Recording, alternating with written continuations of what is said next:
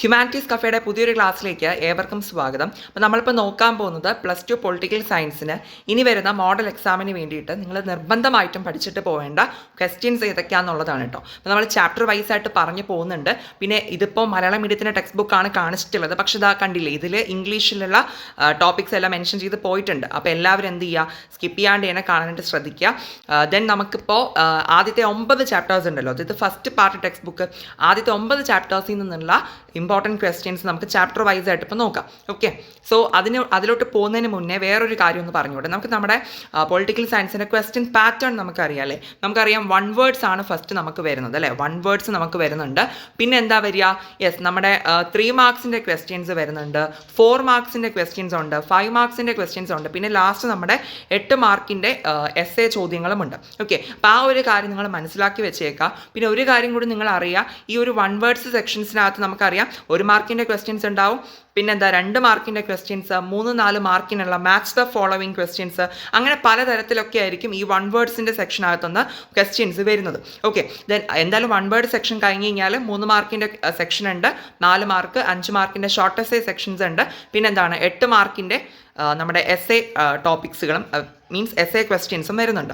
Clear? ഇനി നമുക്ക് ഓരോ ചാപ്റ്ററായിട്ട് നമുക്ക് പറഞ്ഞു പോകാം കേട്ടോ. ഒന്നാമത്തെ ചാപ്റ്റർ എന്ന് പറയുന്നത് ഏതാണ്? രാഷ്ട്ര നിർമ്മാണത്തിലെ വെല്ലുവിളികൾ എന്ന് പറയുന്നതാണ് അല്ലേ. ചാലഞ്ചസ് ഓഫ് നാഷൻ ബിൽഡിംഗ് എന്ന് പറയുന്നതാണ് ഫസ്റ്റ് ചാപ്റ്റർ എന്ന് പറയുന്നത്. ആദ്യമേ തന്നെ ഒരു വലിയ ഒരു മീൻസ് മോസ്റ്റ് ഇമ്പോർട്ടൻ്റ് ആയിട്ടുള്ള ഒരു 1 വേർഡ് ഉണ്ട്. എന്താണെന്ന് വെച്ചിട്ടുണ്ടെങ്കിൽ ഞാനിവിടെ വരയ്ക്കുന്നുണ്ട്. വിധിയുമായുള്ള കൂടിക്കാഴ്ച എന്ന് പറയുന്ന പ്രസംഗം. ഇതാരുടേതാണ്? എല്ലാവർക്കും അറിയുന്നുണ്ടായിരിക്കും, നമ്മുടെ ജവഹർലാൽ നെഹ്റുവിൻ്റെതാണ് അല്ലേ. ജവഹർലാൽ നെഹ്റു പറഞ്ഞ പ്രസംഗമാണ് ഈ വിധിയുമായുള്ള കൂടിക്കാഴ്ച. ഇംഗ്ലീഷ് നമ്മൾ ഇതിന് എങ്ങനെയാണ് പറയുക? ട്രസ്റ്റ് വിത്ത് ഡെസ്റ്റിനി എന്നാണ് പറയുന്നത്. ഓക്കെ, ട്രസ്റ്റ് വിത്ത് ഡെസ്റ്റിനിയാണ് വിധിയുമായുള്ള കൂടിക്കാഴ്ച. ജവഹർലാൽ നെഹ്റു ആണെന്നുള്ളത് മനസ്സിലാക്കുക. 1 വേർഡ് ആണ് കേട്ടോ അത്. ഇനി നെക്സ്റ്റ് വരുന്ന ഒരു 3 മാർക്കിനൊക്കെ നമുക്ക് ചോദിക്കാൻ ചാൻസ് ഉള്ള ഒരു ക്വസ്റ്റ്യൻ ആണ് ഈ ഒരു 3 ചാലഞ്ചസ്. അതായത് നമ്മുടെ രാഷ്ട്രം നിർമ്മിക്കുന്ന ടൈമിൽ നമ്മുടെ ലീഡേഴ്സ് പ്രധാനമായിട്ടും നേരിട്ട 3 വെല്ലുവിളികളെ പറ്റിയിട്ടാണ് ഇവിടെ നമ്മൾ പറയുന്നത് കേട്ടോ. സോ ആ 3 ചാലഞ്ചസ് നിങ്ങൾ പഠിക്കുക. ഇത് നമ്മുടെ 3 മാർക്കിൻ്റെ സെക്ഷനിലോ 4 മാർക്കിൻ്റെ സെക്ഷനിലോ ഒക്കെ വന്നിട്ടുള്ള ഒരു ടോപ്പിക്കാണ്. 3 ചാലഞ്ചസും അതിൻ്റെ എക്സ്പ്ലനേഷനും എല്ലാവർക്കും പഠിക്കാൻ പറ്റുന്നതാണ്. സോ അത് നോക്കിയിട്ട് പോവാം. ഇനി അടുത്ത് നിങ്ങൾക്ക് പഠിക്കേണ്ട ഒരു ക്വസ്റ്റ്യൻ ആണ്, നമുക്കറിയാം നമ്മുടെ എസ്സേ ചോദ്യം, പാർട്ടീഷൻ അല്ലേ. ഇതെല്ലാവരും പഠിച്ചിട്ടുണ്ടായിരിക്കും അല്ലേ. പാർട്ടീഷൻ എന്ന് പറയുന്നത് എന്താണ്? വിഭജനം അല്ലേ. അപ്പോൾ ഈ പാർട്ടീഷൻ ബേസ് ചെയ്തിട്ട് 8 മാർക്കിൻ്റെ ക്വസ്റ്റ്യൻ വരുന്നതാണ്. അതിൻ്റെ പ്രോസസ്സും വിഭജന പ്രക്രിയ എങ്ങനെയായിരുന്നു എന്നുള്ളത് നമ്മൾ എഴുതണം. അതുപോലെ തന്നെ ഇതിൻ്റെ കോൺസിക്വൻസസും നമ്മൾ എഴുതണം. വിഭജനത്തിൻ്റെ പ്രത്യാഘാതങ്ങളും എഴുതണം. ഇതെല്ലാം കൂടി എഴുതുമ്പോഴാണ് നമുക്ക് പാർട്ടീഷൻ്റെ എസ്സേ കംപ്ലീറ്റ് ആവുന്നത്. അപ്പോൾ നിങ്ങൾ എന്ത് ചെയ്യുക, 8 മാർക്കിന് കണക്കാക്കി ഈ പാർട്ടീഷനൊക്കെ ഒരുപാട് തവണ റിപ്പീറ്റ് ചെയ്ത് വന്നിട്ടുള്ളതാണ്. അപ്പോൾ അതിന് അതിൻ്റേതായിട്ടുള്ള ഇമ്പോർട്ടൻസ് കൊടുത്ത് തന്നെ നിങ്ങൾ പഠിക്കുക. ഓക്കെ, ഇനി അടുത്ത് നമുക്ക് ഇവിടെ വരുന്ന ഒരു ടോപ്പിക്കാണ് നാട്ടുരാജ്യങ്ങളുടെ സംയോജനം, ഇൻ്റഗ്രേഷൻ ഓഫ് പ്രിൻസ്ലി സ്റ്റേറ്റ്സ് എന്ന് പറയുന്നത്. അപ്പോൾ ഇവിടെ നമുക്ക് മീൻസ് ഓരോ നാട്ടുരാജ്യങ്ങളെയും എങ്ങനെയാണ് ഇന്ത്യൻ യൂണിയനിലോട്ട് ചേർത്തത് എന്നുള്ളൊരു കാര്യമാണല്ലോ പറയുന്നത്. അപ്പോൾ ഇവിടെ ആദ്യമേ ഒരു 1-2 1 വേർഡ്സ് ഉണ്ട്. ഒന്നെന്ന് പറഞ്ഞാൽ പറയാവേ, അയൺ മാൻ ഓഫ് ഇന്ത്യ എന്നറിയപ്പെടുന്നത് ആരാണ്? സർദാർ വല്ലഭായ് പട്ടേലാണ് അല്ലേ. അതായത് ഇന്ത്യയുടെ ഉരുക്കു മനുഷ്യൻ എന്നറിയപ്പെടുന്നത് സർദാർ വല്ലഭായ് പട്ടേൽ ആയിരുന്നു എന്നുള്ളത് മനസ്സിലാക്കി വെച്ചേക്കുക. പിന്നെ വരുന്ന ഒരു 1 വേർഡാണ് ഇൻസ്ട്രുമെൻ്റ് ഓഫ് അക്സഷൻ എന്ന് പറയുന്നത്. ഓക്കെ, അതായത് ഇൻസ്ട്രുമെൻ്റ് ഓഫ് അക്സഷൻ എന്ന് പറയുമ്പോൾ നമുക്ക് മലയാളത്തിൽ ലയനക്കരാർ എന്ന് പറയാം. ഓക്കെ, അതായത് സർദാർ വല്ലഭായ് പട്ടേലായിരുന്നു ഈ ഒരു ഇൻ്റഗ്രേഷൻ നടത്തുന്നില്ല, അതായത് നാട്ടുരാജ്യങ്ങളെ ഇന്ത്യൻ യൂണിയനിലോട്ട് സംയോജിപ്പിക്കുന്നതിൽ പ്രധാന പങ്ക് വഹിച്ച ഒരു വ്യക്തിയാണ് സർദാർ വല്ലഭായ് പട്ടേൽ എന്ന് പറയുന്നത്. ഓക്കെ, അപ്പോൾ അദ്ദേഹം കൊണ്ടുവന്ന ഒരു ഇതാണ് എന്തെന്ന് പറയുന്നത്, ഒരു കരാറാണ് ഇൻസ്ട്രുമെൻ്റ് ഓഫ് അക്സഷൻ എന്ന് പറയുന്നത്. അതായത് എന്താണ്, ഈ നാട്ടുരാജ്യങ്ങൾ ഇൻസ്ട്രുമെൻ്റ് ഓഫ് അക്സഷനിൽ അല്ലെങ്കിൽ ലയനക്കരാറിൽ ഒപ്പുവെച്ച് കഴിഞ്ഞാൽ ആ രാജ്യങ്ങൾ എന്താണ്, ഇന്ത്യയുടെ ഭാഗമായിട്ട് മാറും. അതാണ് ഈ ഇൻസ്ട്രുമെൻ്റ് ഓഫ് അക്സഷൻ എന്ന് പറയുന്നത്. അപ്പോൾ ആ ഒരു 2 കാര്യങ്ങൾ നിങ്ങൾ എന്ത് ചെയ്യുക, മനസ്സിലാക്കി വെച്ചേക്കുക. പിന്നെ നമുക്ക് ഒരു ഷോർട്ട് എസ്സേ മോഡലിൽ നമ്മൾ പഠിച്ചു വെക്കേണ്ട ഒരു ക്വസ്റ്റ്യൻ ഉണ്ട് ഈ ഒരു ടോപ്പിക്കുമായിട്ട് റിലേറ്റ് ചെയ്തിട്ട്. അതാണ് നമ്മുടെ ഹൈദരാബാദ് എന്ന് പറയുന്നത്. ഓക്കെ, അപ്പോൾ ഹൈദരാബാദിനെ എങ്ങനെയാണ് ഇന്ത്യൻ യൂണിയനിലോട്ട് ചേർത്തത് എന്നുള്ള നിലയ്ക്ക് നമുക്ക് 3 മാർക്കിൻ്റെയോ 4 മാർക്കിൻ്റെയോ സെക്ഷനിൽ വരാൻ ചാൻസ് ഉണ്ട്. അപ്പോൾ ഹൈദരാബാദിൻ്റെ പ്രശ്നങ്ങൾ എന്തായിരുന്നു എന്നുള്ളത് മനസ്സിലാക്കി വെച്ചേക്കുക. ഇനി അല്ലാന്നുണ്ടെങ്കിൽ 1 വേർഡ്സും വരാം. കാരണം ഹൈദരാബാദിലെ റൂളർ ആരായിരുന്നു എന്ന് ചോദിക്കാം. ആരാണ്? നൈസാം അല്ലെങ്കിൽ നിസാം എന്ന് പറയാം അല്ലേ. നൈസാം ആയിരുന്നു ഹൈദരാബാദിലെ റൂളർ എന്ന് പറയുന്നത്. പിന്നെ ഈ നിസാമാണ് സ്റ്റാൻഡ് സ്റ്റിൽ എഗ്രിമെൻ്റ്, ഇവിടെ കാണുന്നുണ്ടോ, സ്റ്റാൻഡ് സ്റ്റിൽ എഗ്രിമെൻ്റ് സൈൻ ചെയ്തത്. ഓക്കെ, അതിന് നമ്മൾ എന്താ പറയുക, തൽസ്ഥിതി കരാർ കരാർ എന്ന് നമുക്ക് മലയാളത്തിൽ പറയാം. ഓക്കെ, സ്റ്റാൻഡ് സ്റ്റിൽ എന്താണ് എഗ്രിമെന്റിൽ ഒപ്പുവെച്ചത് ആരായിരുന്നു എന്നൊക്കെ നമുക്ക് ചോദിക്കാം. വൺ വേർഡ്സിന് കേട്ടോ, നൈസാം ആണെന്നുള്ളത് മനസ്സിലാക്കി വെച്ചേക്കാം. പിന്നെ ഇവിടെ ഒരു വൺ വേർഡ് കൂടി വരുന്നുണ്ട്.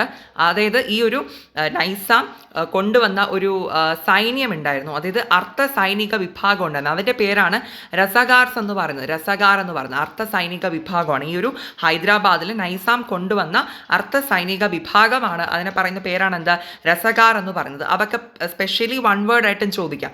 അല്ലാന്നുണ്ടെങ്കിൽ ചിലപ്പോൾ എന്ത് ചെയ്യും, ഒരുമിച്ച് ഹൈദരാബാദിൻ്റെ പ്രശ്നത്തെ പറ്റിയിട്ട് നമുക്കൊരു ഷോർട്ട് എസ്സേ മോഡലിൽ അങ്ങനെയും ചോദിക്കാൻ ചാൻസ് ഉണ്ട്. അപ്പോൾ എന്തായാലും ഹൈദരാബാദ് നിങ്ങൾ നീറ്റായിട്ട് നോക്കിയിട്ട് പോവുക. പിന്നെ അടുത്ത താഴെ വരുന്ന ഒരു ടോപ്പിക്കാണ് മണിപ്പൂർ എന്ന് പറയുന്നത്. അപ്പോൾ മണിപ്പൂരിൽ നമുക്ക് മണിപ്പൂർ ബേസ് ചെയ്ത് വരുന്ന ഒരു പ്രധാനപ്പെട്ട വൺ വേർഡാണ്. അതായത് നോക്കൂ, പ്രായപൂർത്തി വോട്ടവകാശത്തിൻ്റെ അടിസ്ഥാനത്തിൽ തിരഞ്ഞെടുപ്പ് നടന്ന ഇന്ത്യയിലെ ആദ്യ പ്രദേശമാണ് മണിപ്പൂർ. ഇംഗ്ലീഷിൽ നമുക്ക് എങ്ങനെ പറയാം, യൂണിവേഴ്സൽ അഡൽട്ട് ഫ്രാഞ്ചൈസിൻ്റെ ബേസിൽ അല്ലെങ്കിൽ യൂണിവേഴ്സൽ അഡൽട്ട് സഫറേജിൻ്റെ ബേസിസിൽ എന്താണ് ഇലക്ഷൻ നടന്ന ഇന്ത്യയിലെ ഫസ്റ്റ് സ്റ്റേറ്റ് ആണ്, ആദ്യത്തെ സ്റ്റേറ്റ് ആണ് ഇതെന്ന് പറയുന്നത് മണിപ്പൂർ എന്ന് പറയുന്നത്. ഫസ്റ്റ് പ്രദേശമാണ് എന്താ മണിപ്പൂർ എന്ന് പറയുന്നത്. ആ ഒരു വൺ വേർഡ് നിങ്ങൾ മനസ്സിലാക്കി വെച്ചേക്കാം, അത് പലതവണ ചോദിച്ചിട്ടുള്ളതാണ്. ഓക്കെ, ഇനി അതുപോലെ തന്നെ ഒരു വൺ വേർഡ് ആണ്, അതായത് മണിപ്പൂരിലെ മഹാരാജാവാരായിരുന്നു, മണിപ്പൂരിലെ രാജാവിൻ്റെ പേരാണ് ബോധചന്ദ്ര സിംഗ് എന്ന് പറയുന്നത്. ഓക്കെ, ആരാണ്, ബോധചന്ദ്ര സിംഗ്. അപ്പോൾ മാച്ച് ദ ഫോളോവിങ്ങിലൊക്കെ ചോദിക്കാൻ ചാൻസ് ഉണ്ട്. എങ്ങനെയാണ്, മണിപ്പൂർ ഒരു ഭാഗത്ത് കാണും, പിന്നെ എന്താണ് ഇപ്പുറത്തെ സൈഡിൽ ബോധചന്ദ്ര സിംഗ്. ഓക്കെ, അപ്പം നമുക്ക് അങ്ങനെ റിലേറ്റ് ചെയ്തിട്ട് മാച്ച് ചെയ്യാനൊക്കെ അങ്ങനെയൊക്കെ പറഞ്ഞ് ചോദിക്കാം. അപ്പോൾ ആ രണ്ട് വൺ വേർഡ്സ് നിങ്ങൾ മണിപ്പൂർ റിലേറ്റ് ചെയ്തിട്ട് നോക്കുക. പിന്നെ അടുത്ത് വരുന്നത് റീഓർഗനൈസേഷൻ ഓഫ് സ്റ്റേറ്റ്സ് ആണ്. ഓക്കെ, അതായത് നമ്മുടെ ഭാഷാ അടിസ്ഥാനത്തിൽ ലിംഗ്വിസ്റ്റിക് ബേസിസിൽ സ്റ്റേറ്റുകളെയൊക്കെ എന്ത് ചെയ്യുകയാണ്, പുനഃസംഘടന ചെയ്യുക, മീൻസ് സംസ്ഥാനങ്ങളുടെ പുനഃസംഘടനം അല്ലേ. അപ്പോൾ ഇത് റിലേറ്റ് ചെയ്തിട്ട് ഇത് നമുക്ക് ഒരു തവണ എങ്ങാണ്ടെയോ ജസ്റ്റ് ഒന്ന് ഒരു ഷോർട്ട് എസ്സേ മോഡലിൽ ചോദിച്ചിട്ടുള്ളൂ. അല്ലാണ്ട് ഇവിടെ നിന്ന് വരുന്നത് വൺ വേർഡ്സ് ആണ് ഈ ഒരു ടോപ്പിക്ക് റിലേറ്റ് ചെയ്തിട്ട് വരുന്നത്. ഇതെവിടെ ഞാനൊന്ന് സെപ്പറേറ്റ് ആയിട്ട് എഴുതിയിട്ടുണ്ട് കേട്ടോ. ഈ ഒരു ടോപ്പിക്ക് റിലേറ്റ് ചെയ്തിട്ട് നമുക്ക് അറിയുന്നുള്ളതാണ് പോറ്റി ശ്രീരാമുലു. ഓക്കെ, പോറ്റി ശ്രീരാമുലു എന്ന് പറയുന്നത് വിശാൽ ആന്ധ്ര മൂവ്മെൻറ്റുമായിട്ട് ബന്ധപ്പെട്ട് വരുന്ന വ്യക്തിയാണ്. അപ്പോൾ വിശാൽ ആന്ധ്ര മൂവ്മെൻറ്റ് എന്ന് പറയുമ്പോൾ എന്താണ്, തെലുങ്ക് സംസാരിക്കുന്ന ആൾക്കാർക്ക് പ്രത്യേകമായിട്ട് ആന്ധ്രാപ്രദേശ് എന്ന് പറഞ്ഞിട്ട് സംസ്ഥാനം ക്രിയേറ്റ് ചെയ്യണം എന്നുള്ള ഒരു ആവശ്യമായിട്ടാണ് ഈ വിശാല ആന്ധ്ര മൂവ്മെൻറ്റ് മുന്നോട്ട് വരുന്നത്. അപ്പോൾ പോറ്റി ശ്രീരാമുലു ആണ് ആ ഒരു ഇതിലെ ഏറ്റവും വലിയൊരു ലീഡിങ് റോള് വഹിച്ച വ്യക്തി. അപ്പോൾ ഈ ഒരു മൂവ്മെൻറ്റ് നയിച്ച പ്രധാന വ്യക്തിയാണ് പോറ്റി ശ്രീരാമുലു. അദ്ദേഹം ഫാസ്റ്റിംഗ് ആയിരുന്നു ചെയ്തിട്ടുണ്ടായിരുന്നത്. അതായത് ഭക്ഷണമൊന്നും കഴിക്കാത്ത രീതിയിലുള്ള സമരം ഉണ്ടല്ലോ, അതായിരുന്നു. അങ്ങനെ ഒരു 58 ദിവസമൊക്കെ കഴിയുമ്പം ഇദ്ദേഹം സമരം ചെയ്ത് ഇദ്ദേഹം എന്താണ്, ഇദ്ദേഹത്തിന് ജീവൻ നഷ്ടപ്പെടുന്നുണ്ട്. ഓക്കെ, ഇദ്ദേഹം മരിച്ചു പോകുന്നുണ്ട്. സോ അങ്ങനെ ഈ സമരം കുറച്ചുകൂടി ശക്തമാവുകയും പിന്നീട് ഇതിൻ്റെയൊക്കെ ഒരു ബേസിസിലാണ് പിന്നീട് നമ്മുടെ സ്റ്റേറ്റ് റീഓർഗനൈസേഷൻ കമ്മീഷനൊക്കെ വരുന്നത് കേട്ടോ. ഓക്കെ, അപ്പം ഈ ഒരു കാര്യം നിങ്ങൾ എന്ത് ചെയ്യുക, വൺ വേർഡ്സ് കണക്കാക്കി നിങ്ങളൊന്ന് ഓർത്ത് വെച്ചേക്കുക ഇത്രയും കാര്യങ്ങൾ. പിന്നെ അതുപോലെ തന്നെ നമ്മുടെ സ്റ്റേറ്റ് റീഓർഗനൈസേഷൻ കമ്മീഷൻ വരുന്നുണ്ട്. ഈ ഒരു മൂവ്മെൻ്റൊക്കെ ഇങ്ങനെ ശക്തമായിട്ട് വന്നപ്പോൾ ഇതിന് ശേഷം കേട്ടോ, സ്റ്റേറ്റ് റീഓർഗനൈസേഷൻ കമ്മീഷൻ നമുക്ക് മലയാളത്തിൽ എന്താണ്, സംസ്ഥാന പുനഃസംഘടന കമ്മീഷൻ എന്ന് നമുക്ക് പറയാം. സോ ഇതിൻ്റെ ഒരു പ്രത്യേകത എന്താണ്, നമ്മുടെ എല്ലാ എല്ലാ പ്രദേശങ്ങളും എന്താണ്, ഭാഷാ അടിസ്ഥാനത്തിൽ ലാംഗ്വേജിൻ്റെ ബേസിസിലാണ് എന്ത് ചെയ്തത്, ഓരോ സ്റ്റേറ്റായിട്ട് ഡിവൈഡ് ചെയ്ത് കൊടുത്തത്. സോ ഇതിൻ്റെ ചെയർമാനായിട്ട് ഉണ്ടായിരുന്ന വ്യക്തിയാണ് ഫസൽ അലി എന്ന് പറയുന്നത്. അതുകൊണ്ട് തന്നെ ഇതിനെ ഫസൽ അലി കമ്മീഷൻ എന്നും പറയാറുണ്ട് കേട്ടോ. അപ്പോൾ ആ ഒരു കാര്യം കൂടി നിങ്ങളൊന്ന് മൈൻഡിൽ വെച്ചേക്കുക. ഇതൊക്കെ ഒരു വൺ വേർഡ്സ് സെക്ഷനായിട്ട് നമുക്ക് എക്സ്പെക്ട് ചെയ്യാം കേട്ടോ. ഓക്കെ, അപ്പോൾ ഇത്രയാണ് നമ്മുടെ ഈ ഒരു ചാപ്റ്ററുമായിട്ട് ബന്ധപ്പെട്ട് ഇമ്പോർട്ടൻ്റ് ആയിട്ട് നമ്മൾ നോക്കേണ്ട ഒരു കാര്യം. പിന്നെ ഒരു കാര്യം കൂടി ഒന്ന് പറയട്ടെ, അതായത് നമ്മുടെ ഈ ഒരു സ്റ്റേറ്റ് റീഓർഗനൈസേഷൻ കമ്മീഷൻ്റെ ഭാഗമായിട്ട് കുറച്ച് സ്റ്റേറ്റ്സും യൂണിയൻ ടെറിട്ടറീസും അവർ ഫോം ചെയ്തിട്ടുണ്ടായിരുന്നു. അതിൻ്റെ എണ്ണം നമുക്ക് ചിലപ്പോൾ ചോദിക്കാൻ ചാൻസ് ഉണ്ട്.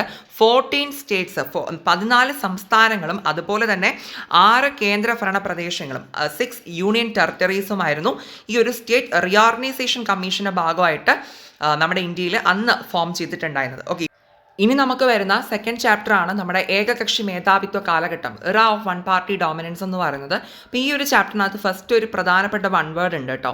അതായത് നമ്മുടെ ഇലക്ഷൻ കമ്മീഷൻ ഫോം ചെയ്യുന്നുണ്ട് 1950. അപ്പോൾ ആദ്യത്തെ മുഖ്യ തെരഞ്ഞെടുപ്പ് കമ്മീഷണർ ആരായിരുന്നു എന്നുള്ളത് നമുക്ക് പലപ്പോഴും ചോദിക്കുന്ന ഒരു ക്വസ്റ്റ്യൻ ആണ്. ആൻസർ സുകുമാർ സെൻ ആണ് കേട്ടോ. അതായത് chief election commissioner, first chief election commissioner എന്ന് പറയുന്നത് ആരായിരുന്നു, സുകുമാർ സെൻ ആയിരുന്നു എന്നുള്ളത് എന്ത് ചെയ്യുക, നിങ്ങളൊന്ന് മനസ്സിലാക്കി വെച്ചേക്കുക, സുകുമാർ സെൻ. ഓക്കെ, ഇത് നമുക്ക് വൺ വേർഡിന് ചോദിക്കുന്ന ഒരു ക്വസ്റ്റ്യൻ ആണ്. അതുകൊണ്ട് എന്ത് ചെയ്യുക, അത് നിങ്ങൾ നോക്കി വയ്ക്കുക. ഓക്കെ, പിന്നെ വരുന്ന ഒരു 4 മാർക്കിനൊക്കെ ചോദിക്കുന്ന ഒരു ക്വസ്റ്റ്യൻ ആണ്. ഒന്നാമത്തെ ഫസ്റ്റ് ജനറൽ ഇലക്ഷനെ പറ്റിയിട്ട്, അതായത് നമ്മുടെ ഇന്ത്യയിൽ ആദ്യമായിട്ട് നടന്ന തെരഞ്ഞെടുപ്പാണ്. ഓക്കെ, ആദ്യമായിട്ട് തെരഞ്ഞെടുപ്പ് നടക്കുന്ന 1952 ആ കാര്യങ്ങളാണ് കേട്ടോ ഇവിടെ പറഞ്ഞിട്ടുള്ളത്. സോ ആ ഒരു ക്വസ്റ്റ്യൻ നിങ്ങൾ എന്ത് ചെയ്യുക, നോക്കിയിട്ട് പോവുക. 1952 1952 എന്താണ് ഫസ്റ്റ് തെരഞ്ഞെടുപ്പ്. ഓക്കെ, അതായത് ആദ്യത്തെ തെരഞ്ഞെടുപ്പിനെ പറ്റിയിട്ട് ഫസ്റ്റ് ഇലക്ഷൻ നടക്കുന്നത് ഇന്ത്യയിൽ 1952.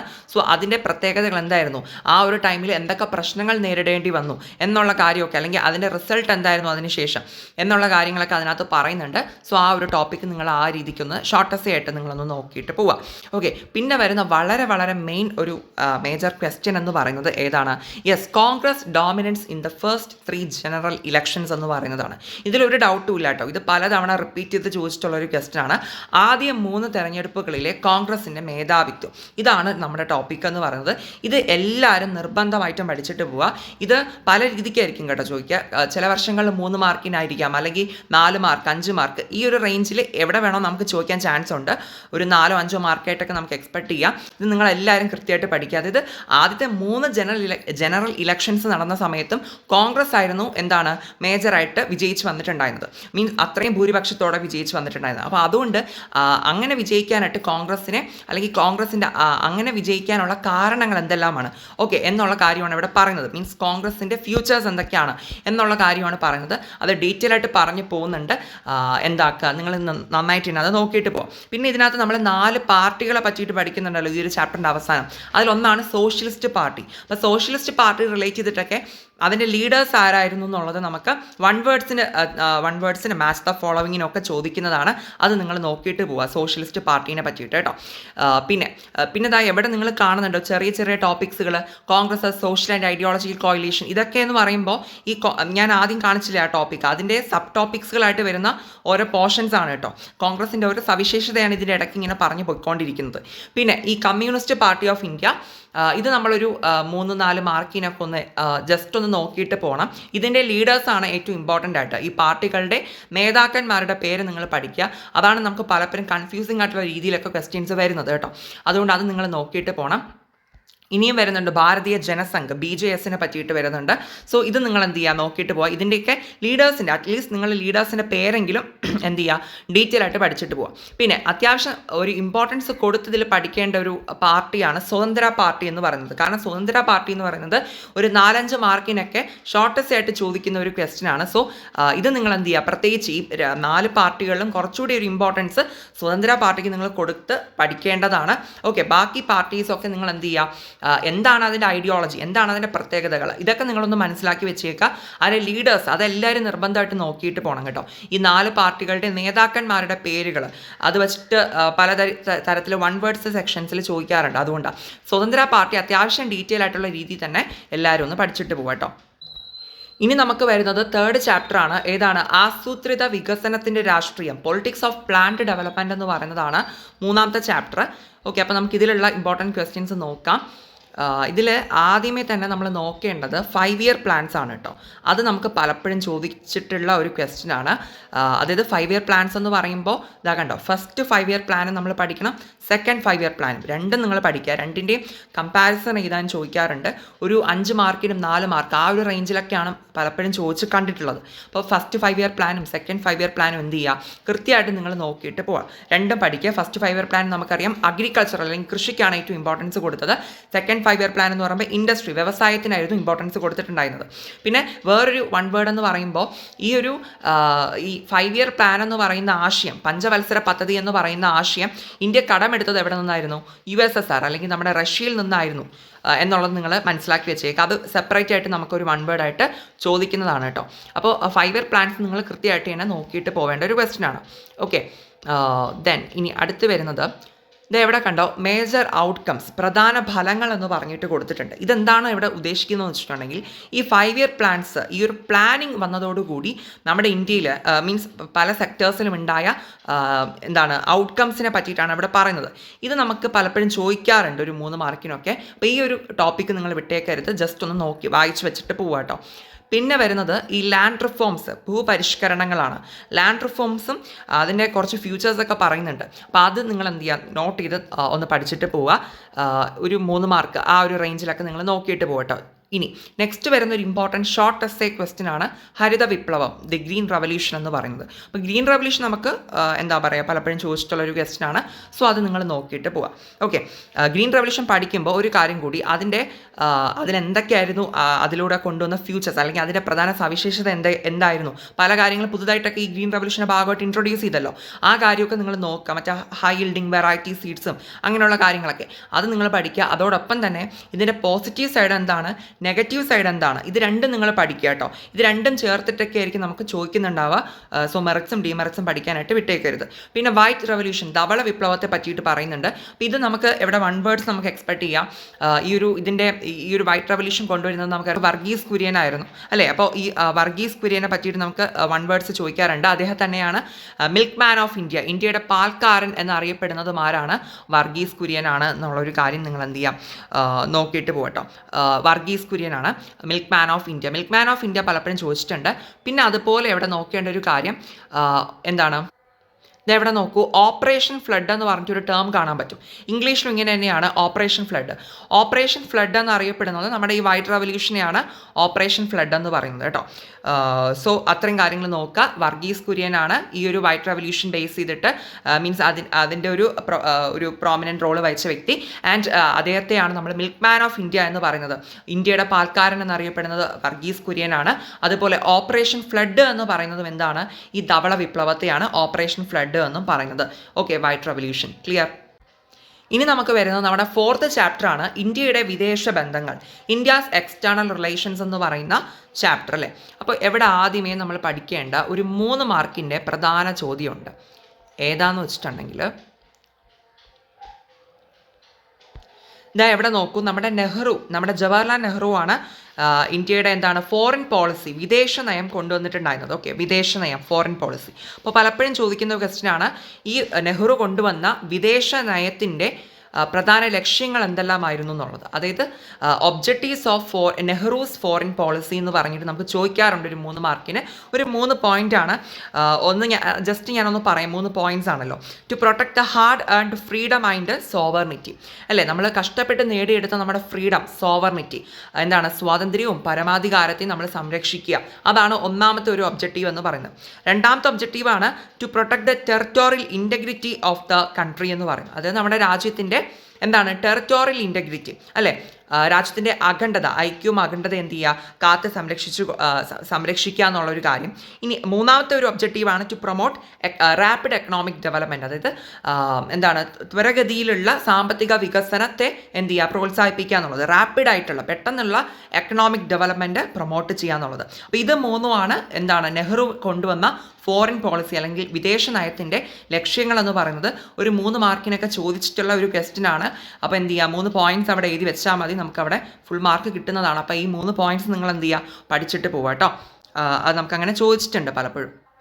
ഇനി നിങ്ങൾക്ക് ഇങ്ങനെ ഒരു ടോപ്പിക് അവിടെ കാണാൻ പറ്റും, ആഫ്രോ ഏഷ്യൻ ഐക്യം, ആഫ്രോ ഏഷ്യൻ യൂണിറ്റി എന്ന് പറഞ്ഞിട്ട്. അപ്പോൾ ഇതിനകത്ത് കുറേ വർഷങ്ങൾ പഠിക്കുന്നുണ്ട്.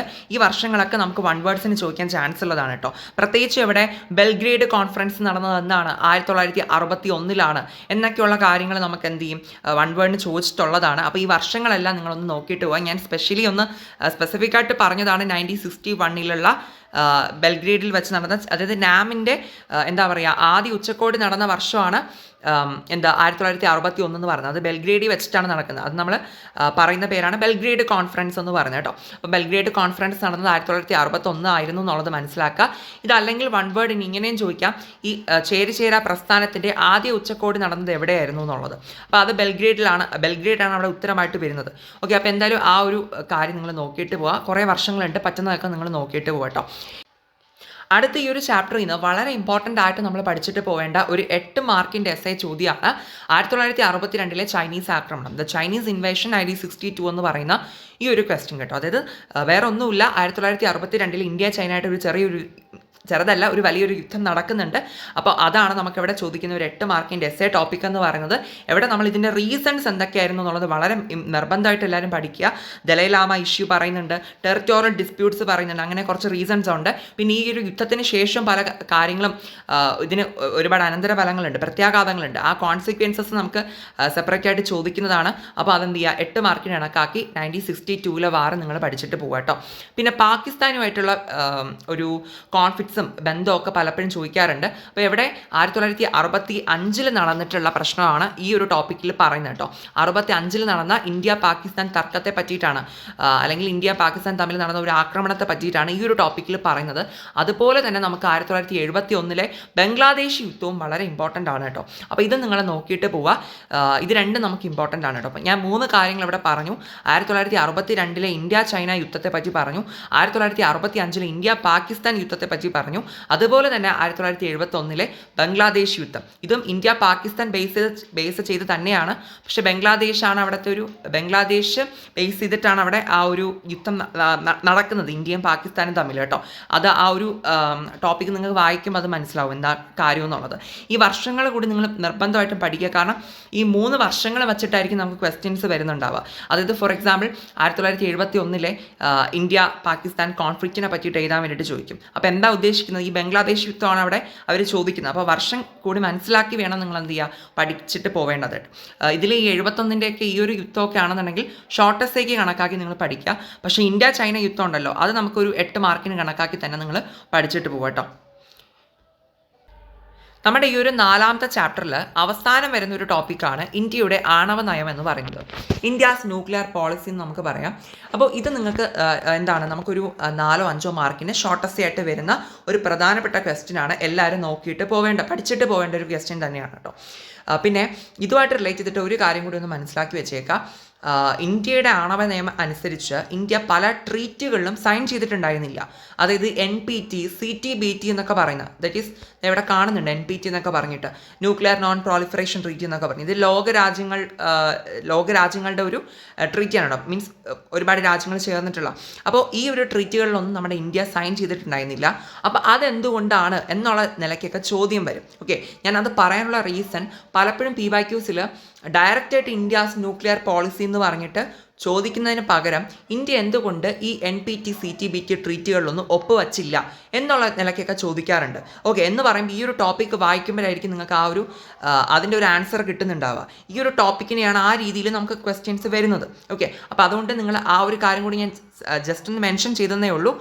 ഈ NPT, CTBT ബേസ് ചെയ്തിട്ട് നമുക്ക് എന്ത് ചെയ്യാറുണ്ട്, ഈ ഒരു ടോപ്പിക്ക് റിലേറ്റ് ചെയ്തിട്ടാണ് ക്വസ്റ്റ്യൻ വരുന്നത്. ഓക്കെ, അപ്പോൾ ഇന്ത്യാസ് ന്യൂക്ലിയർ പോളിസി ആണവ നയം നിങ്ങൾ കംപ്ലീറ്റ് ആയിട്ട് പഠിച്ചിട്ട് പോവുക. പിന്നെ വേറൊരു കൺഫ്യൂഷൻ വരത്തില്ല. ഇത് ഈ ഒരു ടോപ്പിക്ക് റിലേറ്റ് ചെയ്തിട്ട് ഏത് രീതിയിൽ ക്വസ്റ്റ്യൻ വന്നാലും നമുക്ക് എഴുതാൻ പറ്റും. ഓക്കെ, അപ്പോൾ ഇത്രയാണ് ഈ ഒരു ചാപ്റ്റർ ബേസ് ചെയ്തിട്ട് ഇമ്പോർട്ടൻ്റ് ആയിട്ടുള്ള ക്വസ്റ്റ്യൻ എന്ന് പറയുന്നത് കേട്ടോ. ഓക്കെ, അപ്പോൾ ഇനി നമുക്ക് നോക്കാനുള്ള ചാപ്റ്റർ എന്ന് പറയുന്നത് 5ാമത്തെ ചാപ്റ്ററാണ്. കോൺഗ്രസ് വ്യവസ്ഥ, വെല്ലുവിളികളും പുനഃസ്ഥാപനവും എന്ന് പറയുന്നത്. Challenges two and restoration of the Congress system എന്ന് പറയുന്ന ഈ ഒരു ചാപ്റ്ററിൽ ഇതാ ഇവിടെ നമ്മുടെ നെഹ്റു മുതൽ ശാസ്ത്രി വരെ എന്ന് പറഞ്ഞിട്ട് ഒരു ടോപ്പിക്ക് കാണാം. ഇവിടെ നമുക്ക് ഇമ്പോർട്ടൻ്റ് ആയിട്ട് ചോദിക്കുന്ന ഒരു 1 വേർഡാണ് ജയ് ജവാൻ ജയ് കിസാൻ എന്ന് പറയുന്നത് ആരുടെ മുദ്രാവാക്യമാണെന്നുള്ളത്. ആരാണത്? ലാൽ ബഹദൂർ ശാസ്ത്രിയുടേതാണ് കേട്ടോ. അപ്പോൾ ലാൽ ബഹദൂർ ശാസ്ത്രി മുന്നോട്ട് വെച്ച മുദ്രാവാക്യമാണ് ഇത്, ജയ് ജവാൻ ജയ് കിസാൻ എന്ന് പറയുന്നത്. അത് 1 വേർഡായിട്ട് നിങ്ങൾ എന്ത് ചെയ്യുക, ഓർത്ത് വെച്ചേക്കുക. ഇനി അടുത്ത് വരുന്ന ഒരു ക്വസ്റ്റ്യൻ എന്ന് വെച്ചിട്ടുണ്ടെങ്കിൽ ഇതാണ് കേട്ടോ. 4th ജനറൽ ഇലക്ഷൻസ് 1967 4ാമത് പൊതു തെരഞ്ഞെടുപ്പുകളെ പറ്റിയിട്ടാണ് പറയുന്നത്. അതായത് 4th ജനറൽ ഇലക്ഷൻ 67 നമ്മുടെ 4ാമതായിട്ട് നമ്മുടെ ഇന്ത്യയിൽ ഇലക്ഷൻ നടക്കുന്നത്. അപ്പോൾ അത് നമുക്ക് ചോദിക്കുന്ന ഒരു ഷോർട്ടസ്റ്റ് ചോദ്യമാണ്, ഒരു 4-5 മാർക്കിനൊക്കെ. അതിൻ്റെ ഇത് കണ്ടോ, തെരഞ്ഞെടുപ്പുകളുടെ സാഹചര്യം, കോണ്ടെക്സ്റ്റ് ഓഫ് ദ ഇലക്ഷൻസ്. അപ്പോൾ ആ ഒരു കാര്യം ബേസ് ചെയ്തിട്ടായിരിക്കും നമുക്ക് ചോദിക്കുന്നുണ്ടാവുക. ഈ ഒരു ഇലക്ഷൻ ടൈമിൽ കോണ്ടെക്സ്റ്റ് എന്തായിരുന്നു, സന്ദർഭം എന്തായിരുന്നു എന്നുള്ള നിലയ്ക്കായിരിക്കും ചോദിക്കുന്നുണ്ടാവുക കേട്ടോ. അത് ഷോർട്ടസ്റ്റ് കണക്കാക്കി പഠിച്ചിട്ട് പോവുക. ഇത് നോക്കേണ്ട ഒരു ടോപ്പിക്കാണ് നോൺ കോൺഗ്രസിസം എന്ന് പറയുന്നത്. കോൺഗ്രസ് ഇതരത്വം എന്ന് നമുക്ക് പറയാം. അപ്പോൾ ഇത് നമ്മളൊരു 2-3 മാർക്കിന് അല്ലെങ്കിൽ 1 വേർഡ് സെക്ഷനിൽ ഇതെന്താണ് ആശയം എന്നുള്ളത് മനസ്സിലാക്കി വെച്ചേക്കുക. പിന്നെ 1 വേർഡിന് ചോദിക്കുന്നതാണ് ഈ നോൺ കോൺഗ്രസിസം എന്ന് പറയുന്ന ഈ ഒരു കോൺസെപ്റ്റ് ആര് കൊണ്ടുവന്നു എന്നുള്ളത്. അതിൻ്റെ ഉത്തരം റാം മനോഹർ ലോഹിയാണ് കേട്ടോ. റാം മനോഹർ ലോഹിയാണ്, സോഷ്യലിസ്റ്റ് ലീഡറായിട്ടുള്ള റാം മനോഹർ ലോഹിയാണ് ഈ ഒരു നോൺ കോൺഗ്രസിസം എന്ന് പറയുന്ന ആശയം കൊണ്ടുവരുന്നത്. ആ ഒരു കാര്യം എന്ത് ചെയ്യുക, ഈ ഒരു ചാപ്റ്ററുമായിട്ട് ബന്ധപ്പെട്ട് നിങ്ങൾ നോക്കി വെച്ചേക്കുക. ഇനി അടുത്ത് വരുന്ന ഒരു വൺ വേർഡ് ഉണ്ട്. അത് നമുക്ക് പലപ്പോഴും ശ്രദ്ധിക്കാറില്ല, ഒന്ന് നോക്കുക. കോയിലീഷൻസ്, സഖ്യങ്ങൾ എന്ന് വെച്ചിട്ടുണ്ടെങ്കിൽ അതിനെ പറയുന്ന മറ്റൊരു പേരാണ് SVD ഗവൺമെൻറ്റുകൾ എന്ന് പറയുന്നത്. ഇത് പലപ്പോഴും മാച്ച് ദ ഫോളോവിങ്ങിലൊക്കെ ചോദിക്കാറുണ്ട് കേട്ടോ. SVD ഗവൺമെൻറ്റ്സ് എന്ന് വെച്ചിട്ടുണ്ടെങ്കിൽ എന്താണ്? സഖ്യങ്ങൾ, കോയിലീഷൻസിനെയാണ് SVD ഗവൺമെൻറ്റുകൾ എന്ന് പറയുന്നത്. ജസ്റ്റ് നിങ്ങൾ അത്രയ്ക്ക് ആ ഒരു രീതിക്ക് മാത്രം അറിഞ്ഞാൽ മതി. അതുപോലെ ഒരു വൺ വേർഡ് കൂടി, അയാറാം ഗയാറാം എന്ന് പറയുന്ന ഒരു സ്റ്റോറി ഇവിടെ കൊടുത്തിട്ടുണ്ട്. സ്റ്റോറി മീൻസ് എന്താ പറയുക, ഒരു സംഭവം ഇവിടെ കൊടുത്തിട്ടുണ്ട്. ഇതെന്തുമായിട്ട് ബന്ധപ്പെട്ടിരിക്കുന്നു എന്ന് വളരെ ഇമ്പോർട്ടൻ്റ് ആയിട്ട് ചോദിക്കുന്ന ഒരു വൺ വേർഡാണ്.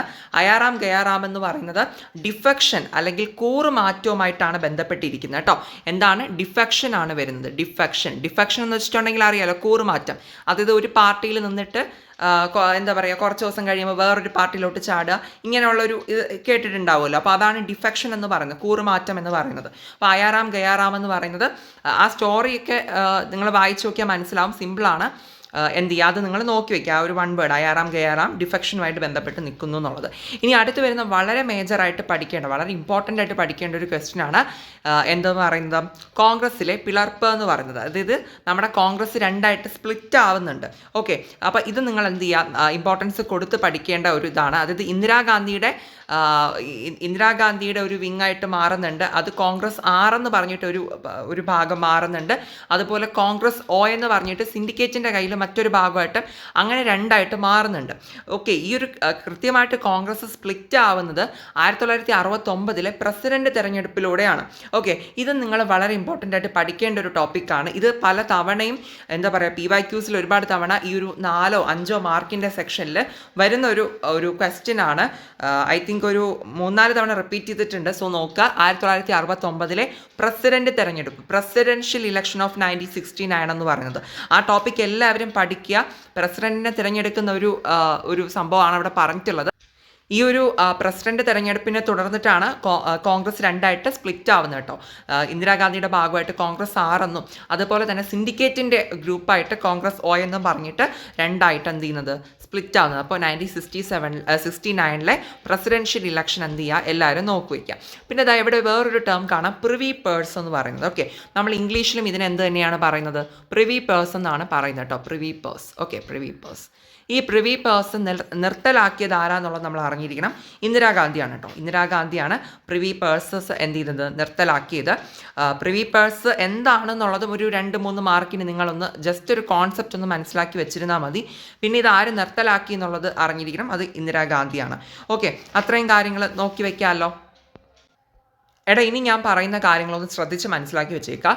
ഇനി വരുന്ന ടോപ്പിക്കാണ് 1971 ഇലക്ഷനെ പറ്റിയിട്ട്. ഓക്കെ, 1971 നടക്കുന്ന തെരഞ്ഞെടുപ്പിനെ പറ്റിയിട്ടാണ്. ഇവിടെ നമുക്കൊരു 2 വൺ വേർഡ്സ് വളരെ ഇമ്പോർട്ടൻ്റ് ആയിട്ട് പഠിക്കേണ്ടതുണ്ട് കേട്ടോ. എന്തൊക്കെയാണെന്നുള്ളത് ഞാൻ പറഞ്ഞുതരാം. എടാ, ഈ ഒരു ഇലക്ഷനിലെന്ന് പറയുമ്പോൾ ഒരു വശത്തുള്ളത് നമ്മുടെ ഇന്ദിരാഗാന്ധിയാണ്. ആരാണ്? ഇന്ദിരാഗാന്ധി. ഓക്കെ, ഇന്ദിരാഗാന്ധി. ഓക്കെ, ഇന്ദിരാഗാന്ധിയാണ് ഒരു വശത്തുള്ളത്. ഓക്കെ, വേറൊരു വശത്ത് ആരാണ് വരുന്നത്?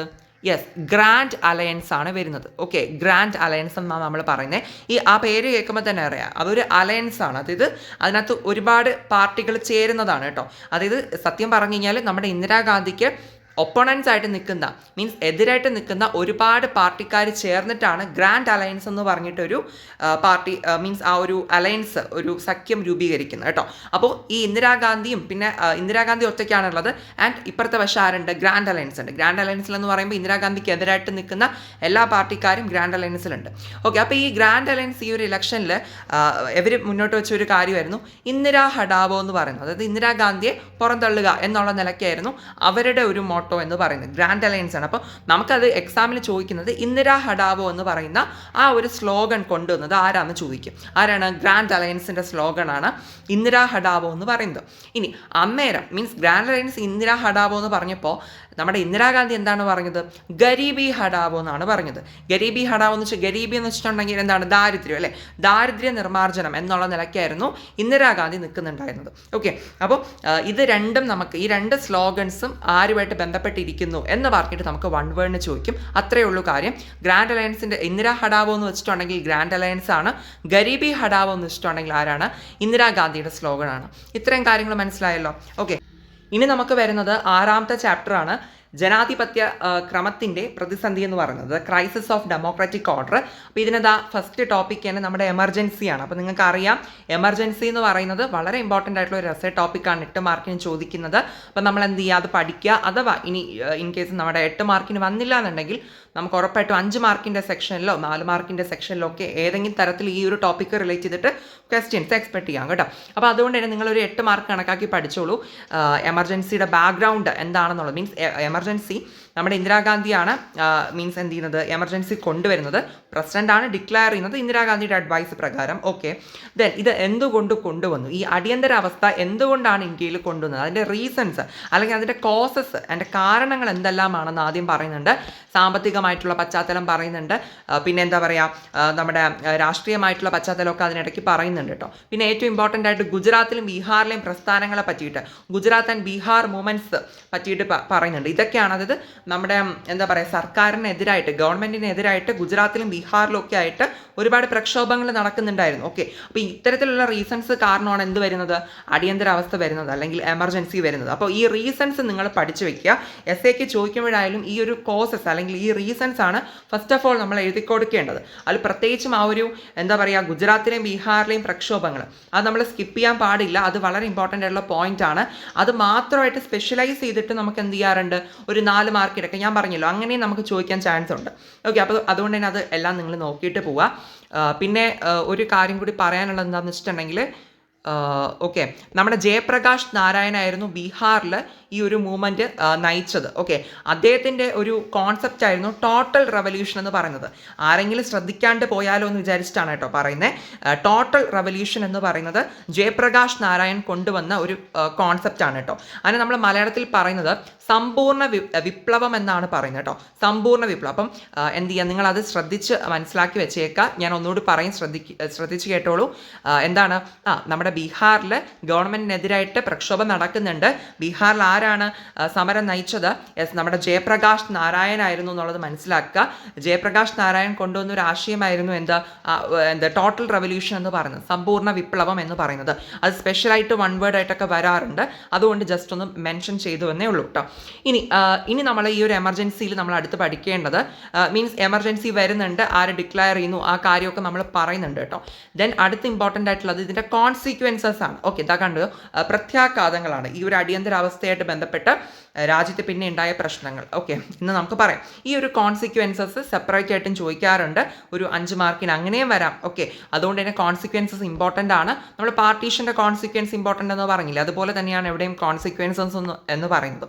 അപ്പോൾ അത് നിങ്ങൾ നോക്കാം. പിന്നെ ഈ അടിയന്തരാവസ്ഥ വന്നു, അതിൻ്റെ കോൺസിക്വൻസ് കഴിഞ്ഞു, ഒക്കെ അതിനൊക്കെയും ശേഷം ഒരു കമ്മീഷൻ വന്നിട്ടുണ്ടായിരുന്നു. അതാണ് എവിടെ കാണുന്നത്. അതായത് ഈ അടിയന്തരാവസ്ഥ കാലത്ത് എന്തൊക്കെയാണ് രാജ്യത്ത് നടന്നിട്ടുണ്ടായിരുന്നത് എന്ന് മനസ്സിലാക്കാൻ വേണ്ടിയിട്ട് ഒരു കമ്മീഷൻ വന്നു. അതിൻ്റെ പേരാണ് എന്ത്, ഷാ കമ്മീഷൻ എന്ന് പറയുന്നത്. കാണുന്നുണ്ടല്ലോ, ഷാ കമ്മീഷൻ. ഇത് നിങ്ങൾ ശ്രദ്ധിച്ച് വെക്കുക. ഇത് നമുക്ക് 1 വേർഡ് ആയിട്ടും ചോദിക്കാം. എസ്സേ ചോദിച്ച് നമ്മൾ ഈ ഒരു പോയിന്റും അവിടെ എഴുതേണ്ടതുമാണ് കേട്ടോ. ഓക്കെ, അപ്പോൾ ഇത്രയും എഴുതുമ്പോഴാണ് നമ്മുടെ എമർജൻസിയുടെ ഒരു എസ്സേ കംപ്ലീറ്റ് ആവുക കേട്ടോ. അപ്പോൾ എന്തൊക്കെ പറഞ്ഞു, കോസസ് പറഞ്ഞു, അതിൻ്റെ റീസൺസ് ആദ്യം നമ്മൾ പറഞ്ഞു. പിന്നെന്താ പറഞ്ഞേ, ഡിക്ലെയർ ചെയ്യുന്ന ആ ഒരു കാര്യങ്ങൾ പറഞ്ഞു. പിന്നെ അതിൻ്റെ കോൺസിക്വൻസസ് പറഞ്ഞു. പിന്നെ അതിന് ശേഷമാണ് ഈ ഷാ കമ്മീഷൻ വന്നിട്ട് ഇവർ അന്വേഷിച്ചു, എന്നിട്ട് റിപ്പോർട്ടൊക്കെ സമർപ്പിക്കുന്നുണ്ട്. ഓക്കെ, ആ ഒരു കാര്യമൊക്കെ അത് വായിക്കുമ്പോൾ നിങ്ങൾക്ക് മനസ്സിലാവും. ക്ലിയർ. ഇനി ഇതിന് ശേഷം നമുക്ക് ഇവിടെ വരുന്നത്, നിങ്ങളിത് ഈ ഒരു ടോപ്പിക് കാണുന്നുണ്ടോ, ആ ഒരു എമർജൻസി കാലയളവിൽ എന്തൊക്കെ സംഭവിച്ചു എന്നുള്ളത് ഷാ കമ്മീഷൻ റിപ്പോർട്ട് അനുസരിച്ചുള്ള കാര്യങ്ങളാണ് ഇവിടെ കൊടുത്തിട്ടുള്ളത് കേട്ടോ. മീൻസ് എത്ര പേര് കൊല്ലപ്പെട്ടു അല്ലെങ്കിൽ എത്ര പേര് അറസ്റ്റിലായി എന്നൊക്കെയുള്ള കാര്യമൊക്കെ കണക്കൊക്കെ പറയുന്നുണ്ട്. സോ അതൊക്കെ നിങ്ങളൊന്ന് വായിച്ചു വെച്ചേക്കാം കേട്ടോ. ഇനി അടുത്തൊരു ഇമ്പോർട്ടൻസ് കൊടുത്ത് പഠിക്കേണ്ട ഒരു ക്വസ്റ്റ്യനാണ് ലെസൺസ് ഓഫ് എമർജൻസി എന്ന് പറയുന്നത്. അതായത് അടിയന്തരാവസ്ഥയുടെ പാഠങ്ങൾ എന്തെല്ലാമായിരുന്നു എന്നുള്ളത് കേട്ടോ. ഇത് നമുക്കൊരു 3-4 മാർക്കിനൊക്കെ ചോദിക്കുന്ന ഒരു ടോപ്പിക്കാണ്, ഒരു ക്വസ്റ്റ്യനാണ്. സോ എന്ത് ചെയ്യുക, ഇത് നിങ്ങൾ നോക്കിയിട്ട് പോകണം. എമർജൻസിയുടെ ലെസൺസ് നിങ്ങൾക്ക് എസ്സേ ഒക്കെ കുറച്ചുകൂടി മനോഹരമാക്കണമെന്നുണ്ട് എങ്കിൽ നിങ്ങൾക്ക് വേണമെങ്കിൽ ലാസ്റ്റ് ഒരു കൺക്ലൂഷനായിട്ട് ഈ ലെസൺസ് ഒക്കെ വേണമെങ്കിൽ എഴുതി വെക്കാം, കുഴപ്പമൊന്നുമില്ല. എന്തായാലും ഇത് സെപ്പറേറ്റ് ആയിട്ട് ചോദിക്കുന്ന ഒരു ടോപ്പിക്കാണെന്നുള്ള ഒരു ഐഡിയ നിങ്ങൾക്ക് ഉണ്ടാവണം. ലെസൺസ് എന്താണെന്നുള്ളത് പോയിന്റ് വൈസ് ആയിട്ടൊന്ന് പഠിച്ചിട്ട് ഒരു കുഞ്ഞു ടോപ്പിക്കാണ് അത് വരുന്നത്. ഓക്കെ, സ്ക്രീൻ റെക്കോർഡ് ചെയ്ത ടൈമിൽ ഒരു കാര്യം പറയാൻ വേണ്ടി വിട്ടുപോയി. അതുകൊണ്ട് തന്നെ ഇപ്പോൾ ജസ്റ്റ് ഒന്ന് ഫ്രീസ് ചെയ്തിട്ട് പറയുകയാണേ. അതായത് നമ്മുടെ ജനതാ ഗവൺമെൻറ് ബേസ് ചെയ്തിട്ട് ഒരു ക്വസ്റ്റ്യൻ വരാറുണ്ട്. എന്താണ് സംഭവം എന്ന് വെച്ചിട്ടുണ്ടെങ്കിൽ ഈ എമർജൻസിക്കൊക്കെ ശേഷം എന്ത് ചെയ്യുന്നുണ്ട്, അടുത്തൊരു ഇലക്ഷൻ വരുന്നുണ്ട്. പെട്ടെന്ന് തന്നെ ആ ഒരു ഇലക്ഷനോട് കൂടി കോൺഗ്രസ് പാർട്ടിയുടെ ഒരു അധപതനമാണ്. കാരണം കോൺഗ്രസ് പാർട്ടിക്ക് ഒരു ഭൂരിപക്ഷം ഇല്ലാണ്ട് തോറ്റു പോവുകയാണ്. പിന്നെ അധികാരത്തിൽ വരുന്നത് നമ്മുടെ ജനതാ ഗവൺമെൻറ് ആണ്. ഓക്കെ, അപ്പോൾ അന്നേരം പ്രൈം മിനിസ്റ്ററായിട്ട് വന്നിട്ടുണ്ടായിരുന്നത് മൊറാർജി ദേശായി ആയിരുന്നു. അപ്പോൾ അവിടെ രണ്ട് വൺ വേർഡ് നമുക്ക് എക്സ്പെക്ട് ചെയ്യാം. ഒന്ന്, ഫസ്റ്റ് നോൺ കോൺഗ്രസ് ഗവൺമെൻറ് ഏതാണെന്നുള്ളത് നമുക്ക് ചോദിക്കാം. കോൺഗ്രസ് ഇതര ഗവൺമെൻറ് ഏതാണെന്ന് ചോദിച്ചിട്ടുണ്ടെങ്കിൽ, അല്ലെങ്കിൽ ഫസ്റ്റ് നോൺ കോൺഗ്രസ് പാർട്ടി അങ്ങനെയൊക്കെ പറഞ്ഞ് ചോദിക്കുകയാണെങ്കിൽ ഏതാണ് ഉത്തരം? ജനതാ ഗവൺമെൻറ് ആണ് വരുന്നത്. ഓക്കെ, അപ്പോൾ ഫസ്റ്റ് നോൺ കോൺഗ്രസ് ഗവൺമെൻറ്, അതായത് കോൺഗ്രസ് ഇതര ഇന്ത്യയിലെ ആദ്യത്തെ കോൺഗ്രസ് ഇതര ഗവൺമെൻറ് ഏതാണെന്ന് ചോദിക്കുകയാണെങ്കിൽ എന്താണ് ഉത്തരം? ജനതാ ഗവൺമെൻറ് ആണ്. രണ്ടാമത്തെ ഒരു വൺ വേർഡ് എന്ന് പറയുന്നത് first non Congress prime minister ആരാന്നുള്ളതാണ് കേട്ടോ. അതായത് ഇന്ത്യയിലെ ആദ്യത്തെ കോൺഗ്രസ് ഇതര പ്രധാനമന്ത്രി ആരാണ് ഉത്തരം വരുന്നത്? മൊറാർജി ദേശായി ആണ്. ക്ലിയർ ആണല്ലോ? ആ രണ്ട് വൺ വേർഡ്സ് നിങ്ങൾ മനസ്സിലാക്കുക. പിന്നെ ഈ ഒരു ജനതാ ഗവൺമെൻറ് അധികാരത്തിൽ വന്നിട്ടും ഇതിന് കുറച്ച് ഒരു പ്രശ്നങ്ങളുണ്ടായിരുന്നു. എന്താണെന്ന് വെച്ചിട്ടുണ്ടെങ്കിൽ ഇതിനകത്ത് പ്രോപ്പറായിട്ടൊരു ലീഡർഷിപ്പോ ഗൈഡൻസോ ഒന്നും കൊടുക്കാൻ ആൾക്കാരുണ്ടായിരുന്നില്ല. അതായത് ഈ നമുക്കറിയില്ല, ഒരു പാർട്ടി എന്ന് പറയുമ്പോൾ അതിനകത്തുള്ള എത്ര ആൾക്കാരുണ്ടോ ആ ആൾക്കാർ തമ്മിലൊരു ഐക്യത വേണം അല്ലേ. അവർക്ക് ഒരു പൊതുവായിട്ടുള്ള ഒരു എന്താ പറയുക, ആശയങ്ങളും അവർക്ക് അവരുടെ വരെ ലക്ഷ്യങ്ങളും ഒക്കെ ഉണ്ടാവണം അല്ലേ. പൊതുവായിട്ടുള്ള കുറച്ച് കാര്യങ്ങൾ ഒരു പാർട്ടിക്ക് ആവശ്യമല്ലേ നന്നായിട്ട് പോകാൻ വേണ്ടിയിട്ട്. അങ്ങനെയുള്ള കാര്യങ്ങളൊന്നും നമ്മുടെ ജനതാ ഗവൺമെൻറ് അന്ന് ഉണ്ടായിരുന്നില്ല കേട്ടോ. അപ്പോൾ അങ്ങനെയുള്ള കുറച്ച് പ്രശ്നങ്ങൾ കാരണം എന്ത് ചെയ്യുന്നുണ്ട്, ജനതാ ഗവൺമെൻറ് പെട്ടെന്ന് തന്നെ അതിൻ്റെ കാലാവധി ഒന്നും തികയ്ക്കാൻ പറ്റാതെ താഴെയായി പോവുകയും ചെയ്യുന്നുണ്ട് കേട്ടോ. അപ്പോൾ അതിനുള്ള റീസൺസ് എന്തൊക്കെയാണെന്നുള്ളത് ആ ഒരു സിനാറിയോ ബേസ് ചെയ്തിട്ട് നമുക്കൊരു 5 മാർക്കിന് ഷോർട്ട് എസ്സേ വരാറുണ്ട്. ക്വസ്റ്റ്യൻ വരുന്നത് ഇങ്ങനെയാണ്: what are the reasons for the failure of Janata government? Okay, Janata government തോൽവിക്കുള്ള, അല്ലെങ്കിൽ എന്താ പറയുക, ഈ ജയിച്ച് വന്നിട്ട് കൂടി ഇത്തരത്തിൽ താഴെ ആകാനുള്ള കാരണങ്ങൾ എന്തെല്ലാമാണെന്നുള്ളത്. അപ്പോൾ നമ്മൾ എഴുതേണ്ട പോയിൻറ്റ്സ് ആണ്. ജനതാ ഗവൺമെൻറ് കൃത്യമായിട്ടൊരു ഡയറക്ഷൻ ഉണ്ടായിരുന്നില്ല, അല്ലെങ്കിൽ ഒരു ലീഡർഷിപ്പ്, ഒരു കൃത്യമായിട്ടുള്ള ഒബ്ജക്റ്റീവ്സ് ഉണ്ടായിരുന്നില്ല എന്നുള്ള കാര്യങ്ങളൊക്കെയാണ് നമുക്കവിടെ ആൻസറായിട്ട് എഴുതേണ്ട പോയിൻറ്റ്സ് എന്ന് പറയുന്നത് കേട്ടോ. അപ്പോൾ ആ ടോപ്പിക്ക് നിങ്ങൾ വായിച്ച് നോക്കുക. അപ്പോൾ അവിടെ നിങ്ങൾക്ക് ഈ ഒരു പോയിൻറ്റ്സ് ഒക്കെ ഡീറ്റെയിൽ ആയിട്ട് കിട്ടും. ക്ലിയർ? അടുത്ത് വരുന്ന ചാപ്റ്റർ ഏതാണ്? 7ാമത്തെ ചാപ്റ്ററാണ് അല്ലേ, ജനകീയ പ്രസ്ഥാനങ്ങളുടെ ആവിർഭാവം, റൈസ് ഓഫ് പോപ്പുലർ മൂവ്മെൻറ്റ്സ് എന്ന് പറയുന്ന നമ്മുടെ ചാപ്റ്ററാണ്. സോ ഇതിനകത്ത് ചിപ്കോ മൂവ്മെൻ്റ് ആണ്, ചിപ്കോ പ്രസ്ഥാനമാണ് ആദ്യമേ വരുന്നത്. നമ്മൾ സോഷ്യോളജിയിലും പഠിക്കുന്ന ഒരു ക്വസ്റ്റ്യൻ ആണ്. അപ്പോൾ എല്ലാവർക്കും അറിയുന്നുണ്ടായിരിക്കും ചിപ്കോ പ്രസ്ഥാനം. നമുക്ക് ചോദിക്കുന്ന ഒരു ക്വസ്റ്റ്യൻ ആണ്, 4-5 മാർക്കിന്. അങ്ങനെ ഷോർട്ട് എസ്സേ ആയിട്ടോ ഒക്കെ നമുക്ക് ചോദിക്കാം. അല്ലെങ്കിൽ വൺ വേർഡ് സെക്ഷനിൽ ഇപ്പോൾ ചിപ്കോ മൂവ്മെൻ്റ് എന്ന് പറയുമ്പോൾ അപ്പോഴേ നമ്മുടെ മനസ്സിൽ വരേണ്ടതാണ് സുന്ദർലാൽ ബഹുഗുണ എന്ന് പറയുന്നത്. കാരണം ചിപ്കോ പ്രസ്ഥാനം ഉത്തരാഖണ്ഡിലാണ് നടക്കുന്നത്. ആൻഡ് അവിടെ ആ ഒരു പ്രസ്ഥാനം നയിച്ചു പോയ, അല്ലെങ്കിൽ ഈ ഒരു പ്രസ്ഥാനം കൊണ്ടുവന്നതിൽ ഒരു മേജർ റോള് വഹിച്ച ഒരു വ്യക്തിയാണ് ആര്? സുന്ദർലാൽ ബഹുഗുണ എന്ന് പറയുന്നത്. അപ്പോൾ അത് പലപ്പോഴും വൺ വേർഡ് ആയിട്ട് ചോദിക്കാറുണ്ട്. മാച്ച് ദ ഫോളോവിംഗ് ആയിട്ടൊക്കെ വരുന്ന ഒരു കാര്യമാണ്. നിങ്ങൾ ഫുള്ളായിട്ട് എന്ത് ചെയ്യുക, ഫുള്ളായിട്ട് അത് വായിച്ച് മനസ്സിലാക്കിയിട്ട് പോവുക. പിന്നെ നമുക്ക് വരുന്ന ഒരു ക്വസ്റ്റ്യൻ പല മൂവ്മെൻറ്റ്സ് ആണല്ലോ. ദളിത് പാന്തേഴ്സ് വരുന്നുണ്ട്. അപ്പോൾ ദളിത് പാന്തേഴ്സ് എന്ന് പറയുമ്പോൾ ഒരു എഗെയിൻ ഷോർട്ട് എസ്സേ ക്വസ്റ്റ്യൻസ് ആണ് കേട്ടോ ഇതൊക്കെ. ഇതൊന്നും അങ്ങനെ എസ്സേക്ക് അങ്ങനെ കണ്ടിട്ടില്ല. ഇതൊക്കെ ഷോർട്ട് എസ്സേ ആയിട്ടാണ് കണ്ടിട്ടുള്ളത്. ദളിത് പാന്തേഴ്സ്, അതിൻ്റെ ഒറിജിൻ ഇത് പ്രത്യേകിച്ചുണ്ടല്ലോ. ഇതിപ്പോൾ ഷോർട്ട് എസ്സേക്ക് ഇപ്പോൾ എല്ലാ മൂവ്മെൻറ്റും കൂടി വന്നില്ല എന്നുണ്ടെങ്കിലും ഇതൊക്കെ ഈ ഓരോ മൂവ്മെൻറ്റും ഏത് സ്ഥലത്ത് നടന്നു, അതിൻ്റെ മെയിൻ ലീഡേഴ്സ് ആരാണ്, ആ കാര്യങ്ങൾ നിങ്ങൾ പഠിച്ചിട്ട് പോകണം കേട്ടോ. ഓക്കെ, ദളിത് പാന്തേഴ്സ് നമുക്കൊരു ഷോർട്ട് എസ്സേ ലെവലിൽ പ്രതീക്ഷിക്കാം. അപ്പോൾ നിങ്ങൾ ഒന്ന് ഡീറ്റെയിൽ ആയിട്ട് നോക്കിയിട്ട് പോവുക, അവരുടെ പ്രവർത്തനങ്ങൾ ഉൾപ്പെടെയുള്ള കാര്യങ്ങൾ. പിന്നെ ഭാരതീയ കിസാൻ യൂണിയൻ വരുന്നുണ്ട്. ഇതൊക്കെ എവിടെ നടന്നു, ആരാണ് അതിൽ മെയിൻ റോള് വഹിച്ചത് എന്നുള്ള കാര്യങ്ങൾ നിങ്ങൾ മനസ്സിലാക്കി വെച്ചേച്ചാൽ മതിയാവും കേട്ടോ. പിന്നെ ഇതിൽ കുറച്ചുകൂടി ഇമ്പോർട്ടൻസ് കൊടുത്ത് പഠിക്കേണ്ടത് ഇതാണ് കേട്ടോ, ചാരായ വിരുദ്ധ പ്രസ്ഥാനം, ആൻറ്റി അരാക്ക് മൂവ്മെൻറ്റ് എന്ന് പറയുന്നത്. ഇത് ഈ ദളിത് പാന്തേഴ്സ് അല്ലെങ്കിൽ ഈ ആൻറ്റി അരാക്ക് മൂവ്മെൻറ്റ് ഏതെങ്കിലും ഒരെണ്ണമൊക്കെ ഇങ്ങനെ, എന്തായാലും എല്ലാം കൂടി നമുക്ക് ചോദിക്കത്തില്ല, ഏതെങ്കിലും ഒരെണ്ണം നമുക്ക് ചോദിക്കാൻ ചാൻസ് ഉണ്ട്. അപ്പോൾ ആൻറ്റി അരാക്ക് മൂവ്മെൻ്റ് ആണെങ്കിൽ PYQസിൽ കണ്ടിട്ടുണ്ട്, ഒരു 2-3 തവണയൊക്കെ കണ്ടിട്ടുണ്ട്. അതുകൊണ്ട് തന്നെ ആൻറ്റി അരാക്ക് മൂവ്മെൻറ്റ് എന്ത് ചെയ്യുക, നിങ്ങൾ നന്നായിട്ടൊന്ന് പഠിച്ചിട്ട് പോവുക, അത്യാവശ്യം നോക്കിയിട്ട് പോകണം കേട്ടോ. സ്ത്രീകളുമായിട്ട് ബന്ധപ്പെട്ട് വരുന്ന ഒരു ഇതുകൂടിയാണല്ലോ. ദെൻ അതെന്തായാലും നമുക്ക് ചോദിക്കാൻ ചാൻസ് ഉണ്ട്. ദെൻ ഇനി അടുത്ത് വരുന്നതാണ് നർമ്മദ ബച്ചാവോ ആന്തോളൻ. ഇതൊരു എസ്സേ ടോപ്പിക്കാണ്. എസ്സേ എന്ന് പറയുമ്പോൾ നമുക്ക് എസ്സേക്ക് വന്നില്ലെങ്കിൽ ഷോർട്ട് എസ്സേക്കായാലും വരാൻ ചാൻസ് ഉള്ളൊരു ടോപ്പിക്കാണ് നർമ്മദ ബച്ചാവോ ആന്തോളൻ. ഇതിപ്പോൾ അങ്ങനെയൊന്നും വന്നില്ലെങ്കിലും ഈ നർമ്മദ ബച്ചാവോ ആന്തോളൻ ഇതിൽ മെയിൻ റോൾ വഹിച്ച വ്യക്തിയായിരുന്നു മേധാ പട്കർ എന്ന് പറയുന്നത് അല്ലേ. അപ്പോൾ അതങ്ങനെ വൺ വേർഡ് ആയിട്ടും ചോദിക്കാറുണ്ട്. അപ്പോൾ ബേസിക്കലി അപ്പോൾ ഇത്രയാണ് നമ്മൾ ഈ ഒരു ചാപ്റ്ററിലുള്ളത്. അപ്പോൾ ബേസിക്കലി പറയുമ്പോൾ എന്താ ചെയ്യേണ്ടതെന്ന് വെച്ചിട്ടുണ്ടെങ്കിൽ എന്താക്കുക, നിങ്ങൾ ഈ മൂമെൻറ്റ്സ് എന്താണ് കാര്യം എന്നുള്ളത് മനസ്സിലാക്കുക.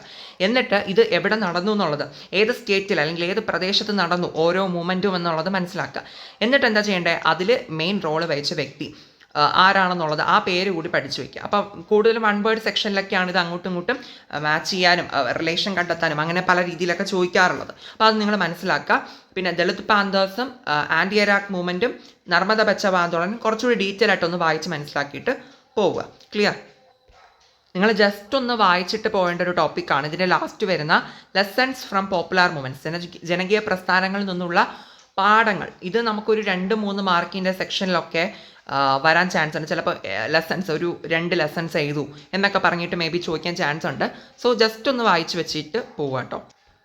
ഇനി നമുക്ക് വരുന്നത് നമ്മുടെ 8ാമത്തെ ചാപ്റ്ററാണ്, പ്രാദേശിക അഭിലാഷങ്ങൾ, റീജിയണൽ ആസ്പിറേഷൻസ് എന്ന് പറയുന്ന ചാപ്റ്ററാണ് വരുന്നത്. അത്യാവശ്യം ഇമ്പോർട്ടൻസ് ഉള്ള ഒരു ചാപ്റ്ററാണ് കേട്ടോ. ഒന്നാമതായിട്ട് ജമ്മു ആൻഡ് കാശ്മീരിൻ്റെ കാര്യമൊക്കെയാണ് പഠിക്കുന്നത്. കാശ്മീർ ഇഷ്യൂ വളരെ ഇമ്പോർട്ടൻ്റ് ആണ്. ഞാൻ സെപ്പറേറ്റ് ആയിട്ട് നമ്മുടെ ചാനൽ വീഡിയോ ചെയ്തിട്ടുണ്ട്, മുന്നെയാണ് ചെയ്തിട്ടുള്ളത്. പഠിക്കാത്തവരുണ്ടെങ്കിൽ വേണമെങ്കിൽ ഒന്ന് കണ്ടു നോക്കൂ കേട്ടോ. കാശ്മീർ ഇഷ്യൂ ആണ്. കാശ്മീർ ഇഷ്യൂ എന്ന് പറയുന്ന ഒരു 4-5 മാർക്കിന് നമുക്ക് ഉറപ്പായിട്ടും ചോദിക്കാൻ ചാൻസ് ഉള്ള ഒരു ക്വസ്റ്റ്യൻ തന്നെയാണ്. മീൻസ് കാശ്മീരിലുണ്ടായ ഒരു പ്രശ്നമാണ്. മീൻസ് കാശ്മീരിലെ രാജാവാണ് രാജാ ഹരിസിംഗ്. ഓക്കെ, അപ്പോൾ അങ്ങനെയൊക്കെയുള്ള കാര്യങ്ങൾ വൺ വേർഡ് ആയിട്ടും ചിലപ്പോൾ ചോദിക്കാറുണ്ട്. സോ ഫുള്ളായിട്ട് കാശ്മീർ ഇഷ്യൂ നിങ്ങൾ നോക്കിയിട്ട് പോവുക കേട്ടോ. ഇനി കാശ്മീർ കഴിഞ്ഞ് കഴിഞ്ഞാൽ അടുത്ത് വരുന്നതാണ് ഏത്, പഞ്ചാബ് എന്ന് പറയുന്നത് കേട്ടോ. എടുത്തോട്ടെ. പഞ്ചാബ്. ഓക്കെ, പഞ്ചാബ് ഭയങ്കര ഇമ്പോർട്ടൻ്റ് ആണ്. ഒരു ഷോർട്ടസ്റ്റ് ആയിട്ട് നമുക്ക് എക്സ്പെക്ട് ചെയ്യാം. ഇതിൽ പല കാര്യങ്ങളും നമുക്ക് ചോദിക്കാറുണ്ട്. ഞാൻ ഓരോന്നായിട്ട് പറഞ്ഞു തരാം. ഇതിൽ ഓപ്പറേഷൻ ബ്ലൂ സ്റ്റാറിനെ പറ്റിയിട്ട് നമ്മൾ പഠിക്കുന്നുണ്ട്. ഈ പഞ്ചാബ് ഇഷ്യൂ ആയിട്ട് ബന്ധപ്പെട്ടിട്ട് തന്നെ ഓപ്പറേഷൻ ബ്ലൂ സ്റ്റാറിനെ പറ്റിയിട്ട് പഠിക്കുന്നുണ്ട്. അതെന്താണെന്നുള്ളത് നിങ്ങൾക്ക് വായിക്കുമ്പോൾ കിട്ടും. ഞാനത് കൂടുതൽ എക്സ്പ്ലെയിൻ ചെയ്യുന്നില്ല. ഓപ്പറേഷൻ ബ്ലൂ സ്റ്റാർ നിങ്ങൾ എന്ത് ചെയ്യുക, നോക്കിയിട്ട് പോവുക. അത് നമുക്ക് ഒരു 4-5 മാർക്കിന് ഓപ്പറേഷൻ ബ്ലൂ സ്റ്റാറിനെ പറ്റിയിട്ട് എഴുതാനൊക്കെ ചോദിച്ചിട്ടുണ്ട്. പിന്നെ ഈ ഒരു പഞ്ചാബിൻ്റെ ടോപ്പിക്കുമായിട്ട് ബന്ധപ്പെട്ട് നമുക്ക് ഒരുപാട് തവണ ചോദിച്ചിട്ടുള്ളത് എവിടെ കാണുന്നുണ്ട്, രാജീവ് ലോങ്കോവാൾ ഉടമ്പടി എന്ന് പറയുന്നത് ഈ ഒരു കാര്യത്തെ പറ്റിയിട്ടാണ് ചോദിക്കുന്നത്. അല്ലെങ്കിൽ പഞ്ചാബ് കരാർ എന്ന് പറയാം. ഇംഗ്ലീഷിൽ നമുക്കിത് പഞ്ചാബ് അക്കോർഡ് എന്ന് പറയാം കേട്ടോ. Punjab Accord. Okay, Punjab Accord. ഇത് നിങ്ങൾ മനസ്സിലാക്കിയിരിക്കുക. ഇതാണ് പലതവണയും ഒരു 4-5 മാർക്കിനൊക്കെ ചോദിക്കാറുള്ളത്. പഞ്ചാബ് അക്കോർഡിൽ എന്തൊക്കെ കാര്യങ്ങളാണെന്നുള്ളതാണ് നമുക്ക് ക്വസ്റ്റ്യൻ ആയിട്ട് വരുന്നത്.